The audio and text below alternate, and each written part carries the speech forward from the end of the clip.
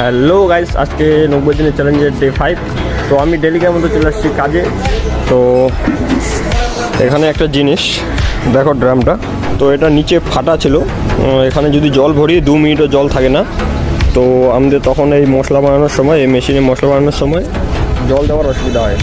তো ইঞ্জিনিয়ার বলছে ওখানে সিমেন্ট দিয়ে দিতে, এবার মিস্ত্রি বললো যে সিমেন্ট দিয়ে রাখলে তো জিনিসটা ভারী হয়ে যাবে, তখন আমাদের এদিক ওদিক নড়াচড়া করতে অসুবিধা হবে। তো ইঞ্জিনিয়ার কোনো কথা শুনলো না, বললো ওটাই করতে।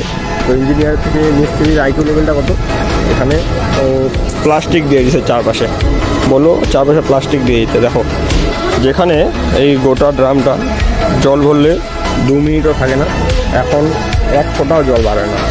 এখন যতক্ষণ রাখার ততক্ষণ জল আছে, দেখো 1 ফোঁটাও জল বাড়ে না। তো ভাবো ইঞ্জিনিয়ার থেকে মিস্ত্রির আইকিউ লেভেলটা কত। তো এখানে এটাই বলবো যে ইঞ্জিনিয়ার তো শুধু লেখাপড়া করে পাস করছে, আর মিস্ত্রি এক্সপিরিয়েন্স কাজ করে। তো লাইক, কমেন্ট আর ফলো করতে বলবো না। তো আপনাদের সাথে দেখা হচ্ছে নেক্সট ভিডিওতে।